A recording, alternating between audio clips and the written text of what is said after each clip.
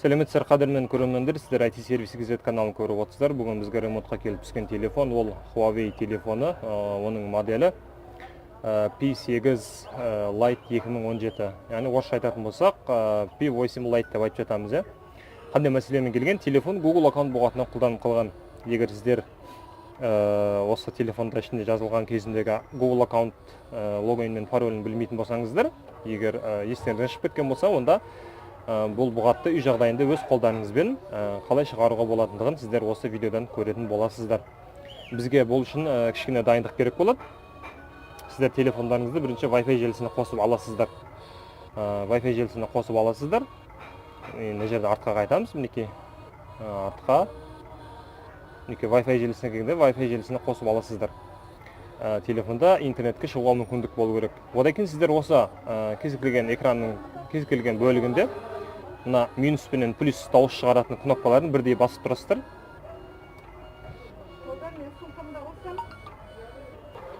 Кешіресіздер, клиенттер шалып қалды.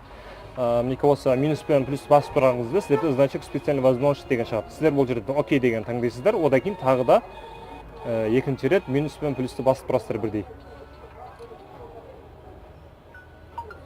Және бізде специальный возможность деген талбек деген функция қосылады. Одан кейін бізде экранда үлкен ағылшынша L әрпін сызамыз. Сызылған соң, ол жерде настройка талбек деген бір рет таңдайсыздар. Ол белгіленген соң, экранның кез келген бөлігіне тездетіп екі рет чертесіздер. 1-2. Мінекей. Енді талбек функциясын қайтадан өшіру үшін біз минус пен плюсті қайтадан басып тұрамыз. Ол бізде өшірілді. Енді біз ең төменіне түсеміз, ол жерден справка отзыв дегенге кіреміз.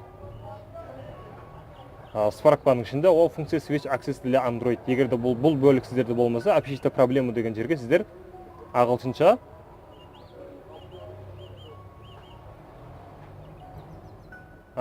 S және W деп жазасыздар.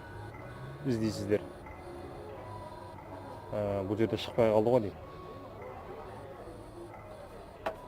SW. Окей. Ол функция switch access для SW деген соң ол функция switch access деген бар. Осыған баса саласыздар. Және бізде YouTube-тың кішкене терезесі шығады мұнда. Кішкене төменге түсіп, бірінші қызыл белгіге басамыз YouTube-тың. Ал екінші рет сол видеоның тақырыбына басасыздар. Және біз осылай бұл іс-әрекеттің барлығын не сейчас бұл жерден YouTube приложениесіне кіру үшін жасадық. Төменге түсіресіздер видеоны, және X-ті басып өшіріп тастайсыздар. Кез келген видеоның астында 3 нүкте бар, соған басасыздар. Ол жерден поделиться деген таңдайсыздар. Және бұл жерден заметки деген болады. Заметкиге кіресіздер. Мына жерден галерея дегенге басамыз. Яғни мына жерден кез келген бір сурет таңдайсыздар. Сақтау және сақтау.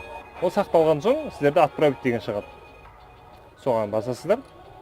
Изображение деген таңдаймыз. Және мына жерде бізде бірнеше приложениялар шығады. Біз бұл жерден солға қарай бұлай өткіземіз. Және мына жерде Gmail деген болады. Осы жерде Gmail'ды сіздер басып ішіне кірмейсіздер, және басып ұстап тұрасыздар. Яғни біраз уақыт мінекей. Ұстап тұрамыз. Және бұл жерден бізде ол приложение деп Gmail туралы бізге мәлімет шығады. Ол жерде біз уведомление деген таңдаймыз. Егер сіздерде ағылшын тілінде болса, ол notification болады. Уведомление. Другие настройка деген таңдайсыздар. Және жоғарғы оң жақта үштік деген басып, управление аккаунтами деген бар. Соған басасыздар. Және что использовать дейді. Бұл жерде біз только сейчас деген таңдаймыз. Сонымен біз телефонның настройкасына кіреміз. Телефонның версиясын көріп кетсек, системаға кіреміз. О телефоне. Мінекей, Huawei P8 Lite 2017. Android версиясы 8.0.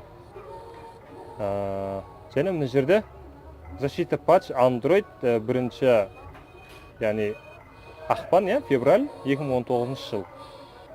Осы жерден артқа қайтамыз, және біз сброс дегенге кіреміз. О телефоны деген системаның ішінде ең төменгі жағында сброс дегенге кіресіздер, және сброс настройка дегенге кіреміз. Енді осы жерде сіздерге кішкене бірінші түсіндіріп кетейін. Біз қазір сброс всех настроектегі басқан соң бізде көк жазу қызыл жазуға ауысады. Мінекей. Қызыл жазуға баспастан алдын біз сіздерге айтып түсіндірейін. Қызыл жазуды басқан соң біз 6 секунд санаймыз. 1, 2, 3, 4, 5, 6 деп. 6 секунд санап болған соң біз өшіріп қосу кнопкасын дереу басып тұрып, телефонда бір рет өшіріп қосамыз. Яғни перезагрузкаға жібереміз. Сонда бізде телефон толықтай Google аккаунт бұғатына шығатын болады. Келіңіздер байқап көрейік. Сброс всех настроек деген бастық.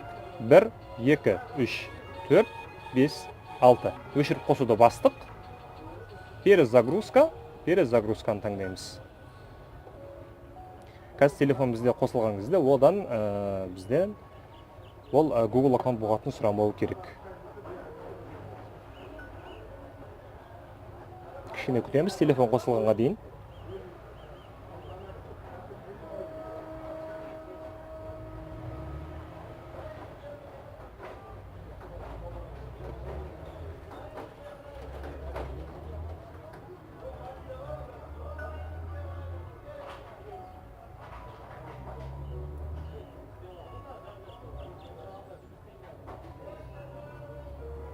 Мінекей достар, бізде телефон толықтай Google аккаунт бұғатынан шығарылды.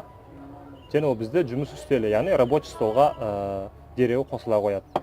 Енді біз осы әлі қуануға әлі кішкене ерте, өйткені біз телефонның настройкасына кіріп, телефонның настройкасының ішінен толықтай бір форматтағанымыз дұрыс. Системаға қайтадан кіреміз.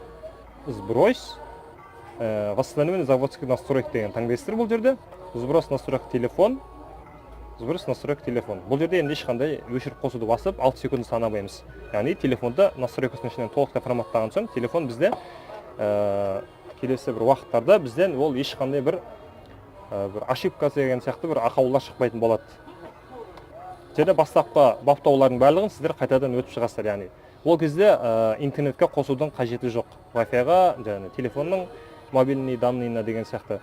Осылайша телефон Google аккаунт бұғатынан толықтай шығарылады.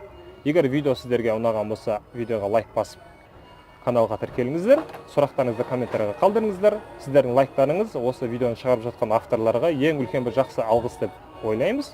Сіздердің біздің каналға тіркелгендеріңіз ол біз үшін өте үлкен жетістік. Сау сәлеметте болыңыздар.